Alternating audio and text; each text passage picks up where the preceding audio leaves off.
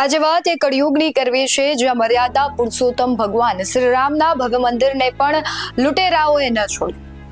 રામચરિતમાનસમાં ખૂબ સરસ લખ્યું છે કે હોય હી સોય જો રામ રચી રાખા, પરંતુ આજે દેશનું દરેક રામ ભક્ત પ્રભુ રામને પૂછી રહ્યું છે કે હે રામલલા, શું તમારા પોતાના ઘર પર પણ ચોરોએ નજર બગાડી છે?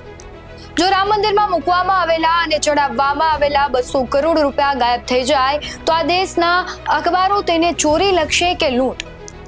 અયોધ્યાના જે ભવ્ય મંદિર માટે ભક્તોએ 550 વર્ષ સુધી પેઢીઓ ખપાવી દીધી, જેના માટે ના જાણે કેટલાય લોકો જેલમાં ગયા, લાઠીઓ ખાધી, કેટલી માતાઓએ પોતાના વાલ સોયાના બલિદાન પણ આપી દીધા। અને જ્યારે એ સદીઓનું સપનું પૂરું થયું ત્યારે એમ લાગતું હતું કે હવે બસ ભક્તિની સરવાણી જ વહેશે, પરંતુ આજે અત્યંત શરમજનક અને ઊંડી પીડા સાથે કહેવું પડે છે કે એક ડાકણ પણ 2-4 ઘર છોડી દે છે, પરંતુ આ ચંદા ચોરોએ ભગવાનનું ઘર પણ ન છોડ્યું। નમસ્કાર, BS9 TV ન્યૂઝમાં આપની સાથે હું છું ભગવતી વિશાવડિયા।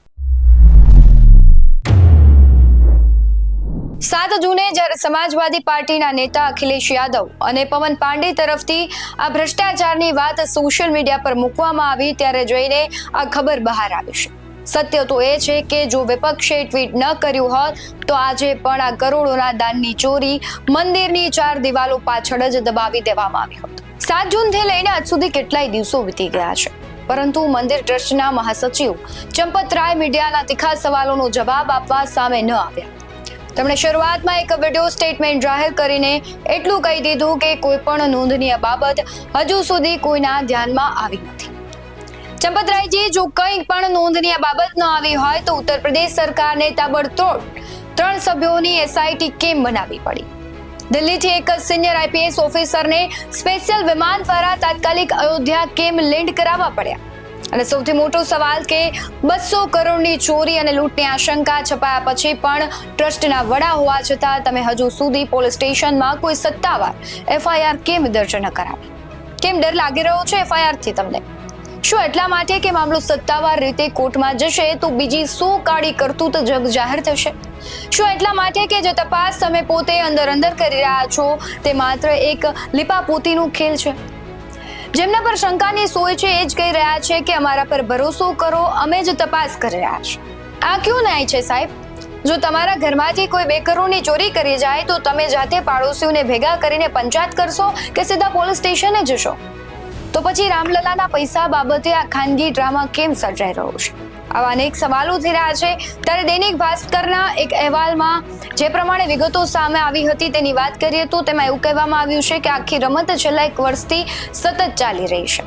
રામ મંદિરમાં 14 અલગ જગ્યાઓ પર દાનપેટીઓ મૂકવામાં આવી છે અને દેશ વિદેશથી આવતા લાખો શ્રદ્ધાળુઓ પોતાની શ્રદ્ધા અનુસાર નોટો, સિક્કા, સોનું અને ચાંદી દાનપેટીમાં પધરાવે છે।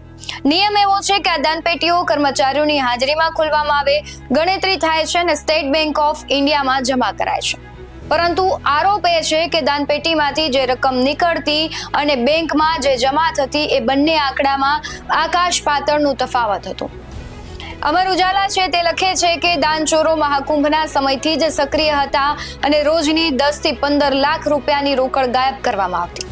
ગુપ્ત તપાસમાં 5 કરોડથી વધુની ઉચાપતના પુરાવા મળી ચૂક્યા છે અને અત્યાર સુધીમાં શંકાસ્પદો પાસેથી 2.98 કરોડ રૂપિયા રિકવર પણ કરાયા છે। એટલું જ નહીં, સૂત્રોના હવાલાથી એવો પણ ચોંકાવનારો આરોપ છે કે દાનમાં આવેલા અસલી સોનાના દાગીનાની સેરવી લઈને તેની જગ્યાએ નકલી ઘરેણાં ગોઠવી પણ દેવાયા હતા। હવે આ ચોરી કરનારાઓની પ્રોફાઇલની વાત કરીએ તો નોટોની ગણતરી સાથે જોડાયેલા લગભગ 50 કર્મચારીઓ શંકાના દાયરામાં છે। આ કર્મચારીઓનો સત્તાવાર પગાર કેટલો હશે તમે જાણશો તો તમને એમ થશે કે આટલા પગારમાં આટલી વૈભવી લાઈફ કેમ? માત્ર તેઓનો ₹14,500 થી 18,000 રૂપિયા મહિને પગાર હતો।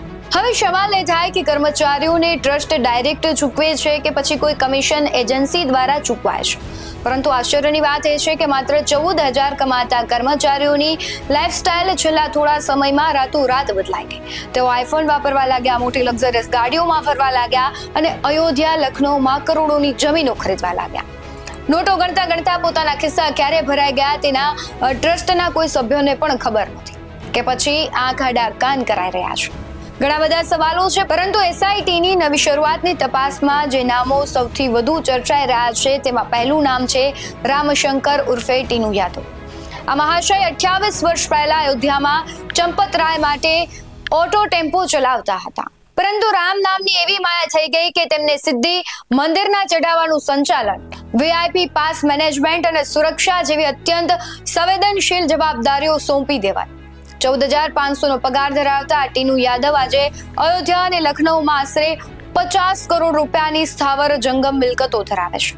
એરપોર્ટ નજીક તેમની 24 કે 70 રૂમની આલિશાન હોસ્ટેલ છે, લિફ્ટ વાળો બંગલો છે અને 6 થી વધુ રેસ્ટોરન્ટમાં પાર્ટનરશિપ પણ છે. તેનાથી પણ વધુ ગંભીર આરોપ એ છે કે આ ટીનુ યાદવે કથિત રીતે છેલ્લા 8 મહિનાના સીસીટીવી ફૂટેજ ગણતરી ખંડમાંથી ડિલીટ કરાવી દીધા છે. જ્યારે ગણતરી ખંડમાં સીસીટીવી કેમેરા લગાવવાનો વિરોધ થયો ત્યારે ટ્રસ્ટે કીધું કે આ છોકરાઓ તો આપણા પોતાના જ. અરે ચંપતરાયજી, આ કોઈ પારિવારિક કરિયાણાની દુકાન ચાલતી નથી કે લાખો ભક્તોની આસ્થાનું કેન્દ્ર છે કે ત્યાં તમે સીસીટીવીની વાત ના પાડો અથવા તો એવું કહી દો કે આપણા ઘરના છોકરા છે, આ ભક્તોની આસ્થાનું કેન્દ્ર છે. આપણા પોતાના છોકરાઓ એટલે ધોકો હંમેશા પોતાનો જ આપતા હોય છે. ટીનુ યાદવે પોતાના પ્રભાવથી તેના ભત્રીજા મનીષ યાદવને પણ નોકરીએ રાખ્યો છે, જેના ઘરેથી રૂપિયા 6 લાખ રોકડા મળ્યા હોવાની પણ અફવા અત્યારે ફેલાઈ રહી છે. છતાં તેની પૂછપરછ પોલીસ સ્ટેશનમાં કરવાને બદલે મંદિર સંકુલની અંદર વીઆઈપી ટ્રીટમેન્ટ આપીને કેમ કરાય? અને આ એક નામ અલગ હતું, હવે બીજું નામ છે લવકુશ મિશ્રા. ભગવાન રામના પુત્રના નામ પર તેનું નામ છે, પણ તેના ઘરેથી ગાયના છાણના ઢગલામાંથી લાખોની રોકડ રકમ મળી આવી છે. તેણે અયોધ્યામાં રૂપિયા 40 લાખનો પ્લોટ ખરીદ્યો છે.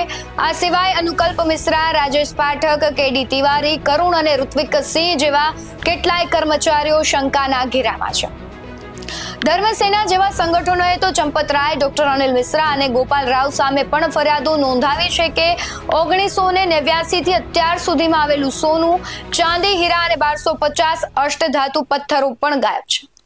મંદિરના પૂર્વ એકાઉન્ટન્ટ મહિપાલ સિંહે તો ધ ટેલિગ્રાફને ત્યાં સુધી જણાવ્યું છે કે તેમણે 2021માં જ આખી ગેરરીતિ પકડીને ચંપતરાયને કીધું હતું, પણ ચોરો પર એક્શન લેવાને બદલે ઉલટું મહિપાલ સિંહને જો નોકરીમાંથી હાંકી કઢાયા. આ પ્રકારનું સંચાલન કરશો? હવે જરા દેશની કાનૂની વ્યવસ્થાની બેવડી નીતિની વાત કરવી છે, કારણ કે જો ઉત્તર પ્રદેશમાં કોઈ સામાન્ય ગુનામાં કોઈ મુસ્લિમ કે વિપક્ષી નેતાનું નામ આવી જાય તો કોર્ટના આદેશ વગર પણ રાતોરાત બુલડોઝર ચલાવીને તેનું ઘર તોડી પાડવામાં આવે છે અને મધ્યમ વર્ગ તાળીઓ પણ વગાડે છે. પરંતુ અહીં પ્રભુ શ્રી રામના ચરણોમાં અર્પણ થયેલા કરોડો રૂપિયા લૂંટાઈ ગયા. શંકાસ્પદો પાસેથી આઈફોન, ગાડીઓ અને કરોડોની રકમ પણ મળી રહી છે.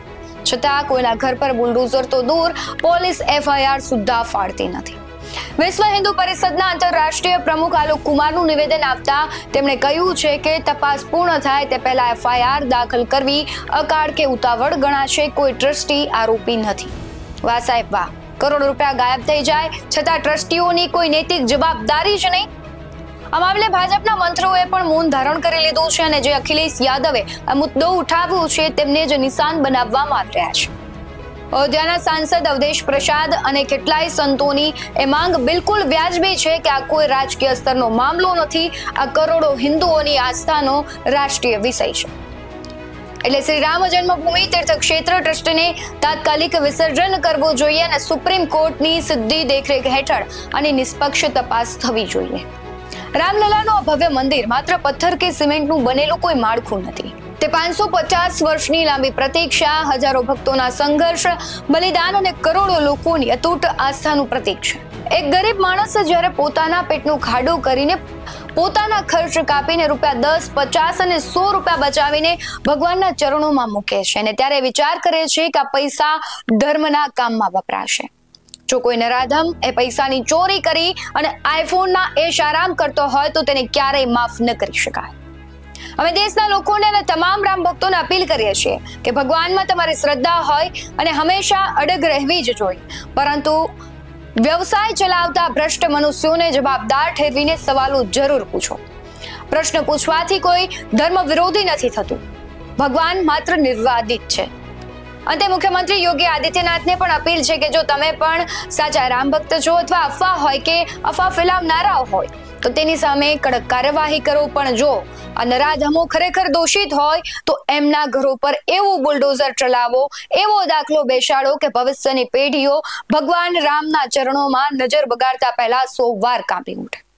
આ અહેવાલને લઈને તમારું શું માનવું છે કમેન્ટમાં જરૂરથી જણાવજો. બાકી આવા જ વધુ અહેવાલો સાથે ફરી મળતા રહીશું. તમે અમારી યુટ્યુબ ચેનલને સબસ્ક્રાઇબ કરવાનું, અમને ફેસબુક અને ઇન્સ્ટાગ્રામ પર ફોલો કરવાનું ભૂલશો નહીં. બાકી નવી અપડેટ્સ મેળવવા માટે જોતા રહો BS9 ટીવી ન્યૂઝ. નમસ્કાર.